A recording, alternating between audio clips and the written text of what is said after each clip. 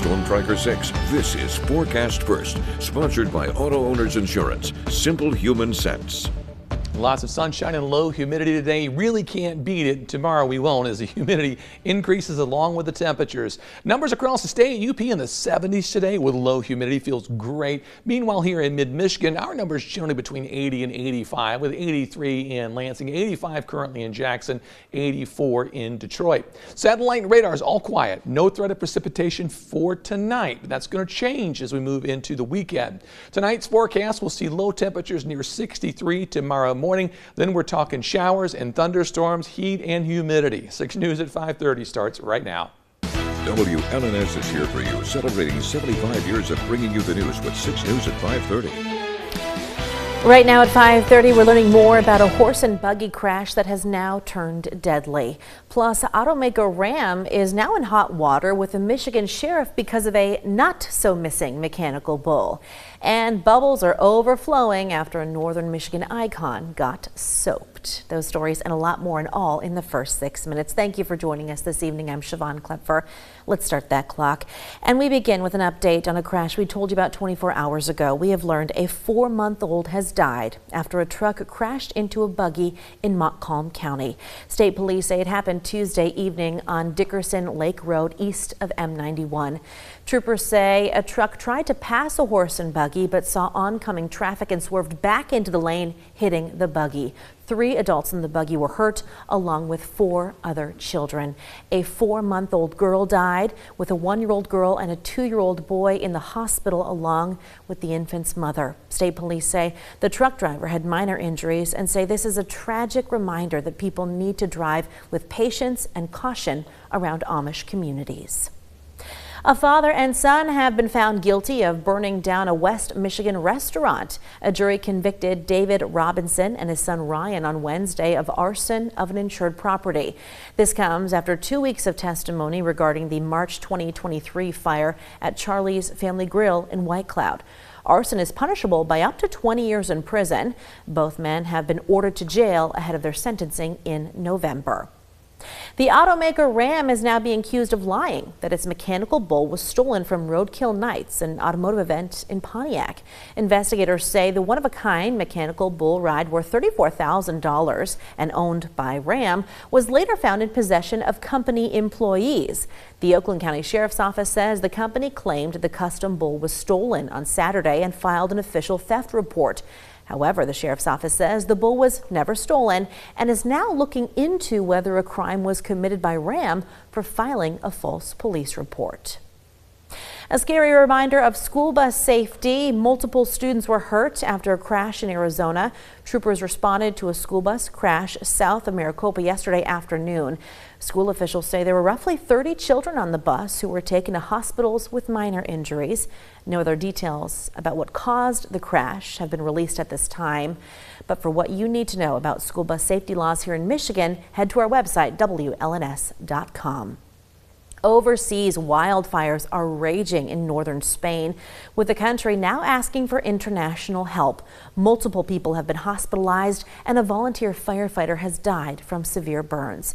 The government's meteorological agency is warning that most of Spain is at extreme or very high fire risk.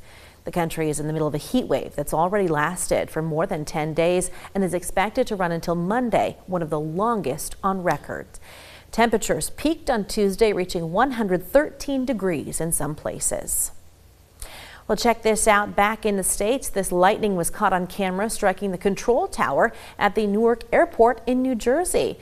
The storms rolled in last night and brought down trees, power lines, and had gusts over 60 miles per hour. There were also flash floods that led to a few water rescues.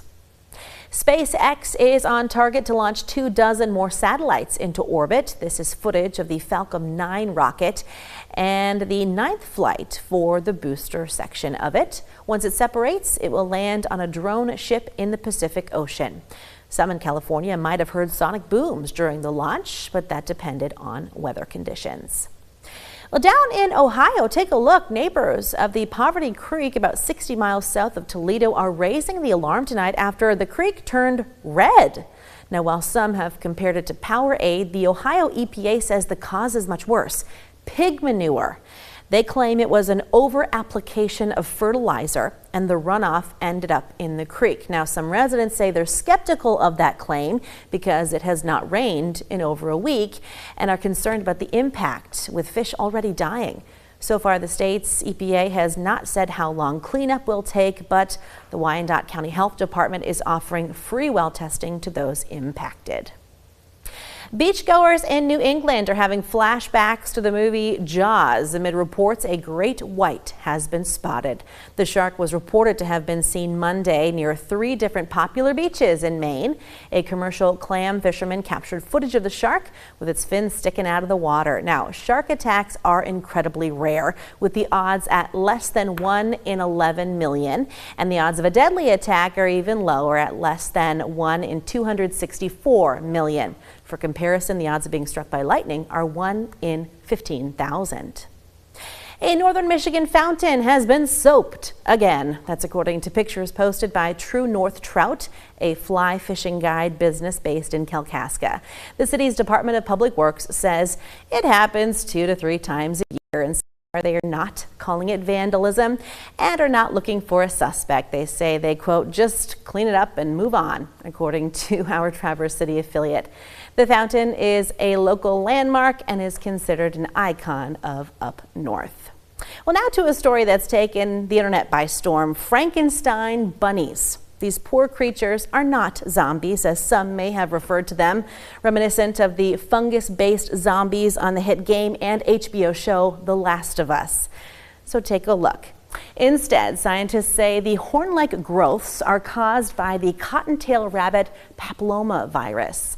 The disease likely inspired the myths of the jackalope rabbits with antlers or horns. It also contributed to scientists' understanding of the connection between viruses and cancer, like HPV and cervical cancer. The group of rabbits were recently spotted in Colorado. The state's Parks and Wildlife says rabbits' immune systems are able to fight off the virus, and this can cause the growths to disappear. David, so that's the good news. Thanks a lot. Guess I know what I'm dreaming about tonight. Yeah, the Wow. images are not so pleasant. No, not at all. The weather today, not bad though. Right. I might almost say pleasant. It was. Yeah. Dew points were low. Yeah. Now here's the bad news. Dew points are going way up, along with temperatures and rain chances for